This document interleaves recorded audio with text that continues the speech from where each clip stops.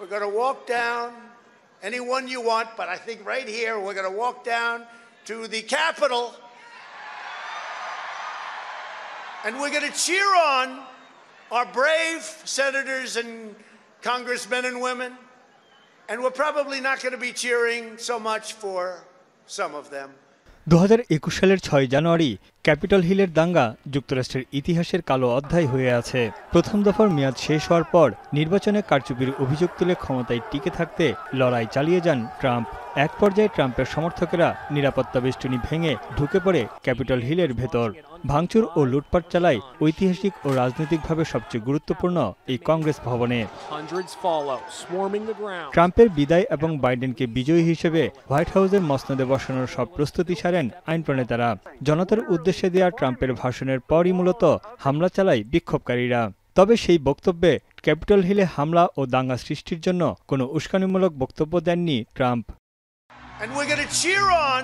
তবে ব্রিটিশ সংবাদ মাধ্যম বিবিসি ট্রাম্পের সেই বক্তব্যকে এডিট করে বিকৃত বা ভুলভাবে উপস্থাপন করে। সম্প্রতি ব্রিটিশ সংবাদ মাধ্যম দ্য টেলিগ্রাফে বিবিসির অভ্যন্তরীণ একটি নথি ফাঁস হয়।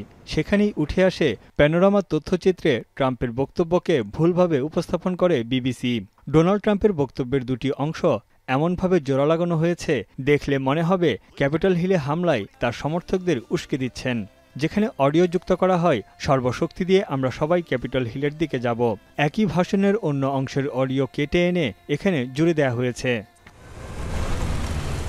এ ঘটনায় শুরু হয় তোলপাড়। বিপাকে পড়ে বিশ্বের অন্যতম স্বনামধন্য গণমাধ্যম ব্রিটিশ ব্রডকাস্টিং কর্পোরেশন বিবিসি। বিবিসির সমালোচনায় মাতে ট্রাম্প প্রশাসন। হোয়াইট হাউস বিবিসিকে শতভাগ ভুয়া এবং অপপ্রচারের যন্ত্র হিসেবে মন্তব্য করে। The president has made it very clear that this is a leftist propaganda machine that is unfortunately subsidized by British taxpayers, and he thinks that's extremely unfortunate for the great people of the United Kingdom and Great Britain. গেল সোমবার কারণ দর্শানোসহ $100 কোটি ক্ষতিপূরণ আদায়ের হুমকি দিয়ে বিবিসিকে চিঠি দেয় ট্রাম্প প্রশাসন। চিঠির জবাবে ভিডিও ক্লিপটি ভুলভাবে সম্পাদনের জন্য আন্তরিকভাবে দুঃখ প্রকাশ করে বিবিসি। তবে মানহানির অভিযোগ আনার মতো কোনো ভিত্তি নেই দাবি করেন বিবিসির চেয়ারম্যান সামির শাহ। এছাড়াও হোয়াইট হাউসে ব্যক্তিগত একটি চিঠি পাঠিয়ে ট্রাম্পের কাছে দুঃখ প্রকাশ করেন তিনি। প্রামাণ্যচিত্রটি পুনঃপ্রচার হবে না বলেও নিশ্চয়তা দেন। এদিকে বিবিসিকে নিয়ে ব্রিটিশ পার্লামেন্টে বিরোধীদের প্রশ্নের মুখে পড়েন প্রধানমন্ত্রী কিয়ার স্টারমার। জবাবে তিনি বলেন, বিবিসিকে নিরপেক্ষ ও সত্য খবর প্রকাশে সর্বোচ্চ মান বজায় রাখতে হবে। Some would rather the BBC didn't exist. Some of them are sitting up there. I'm not one of them. In an age of disinformation, the argument for impartial British news service is stronger than ever. And where mistakes are made, they do need to get their house in order. বিশেষজ্ঞদের মতে যুক্তরাজ্যের public broadcaster বিবিসির বিরুদ্ধে মামলা করতে বহু বাধা অতিক্রম করতে হবে মার্কিন প্রেসিডেন্ট ডোনাল্ড ট্রাম্পকে।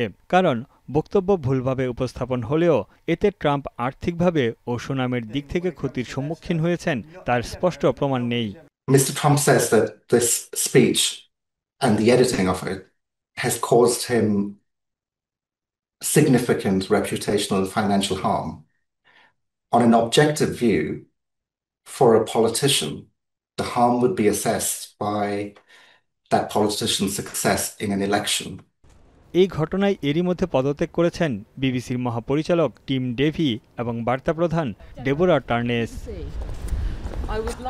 তানভীর জনি, এখন বিশ্ব।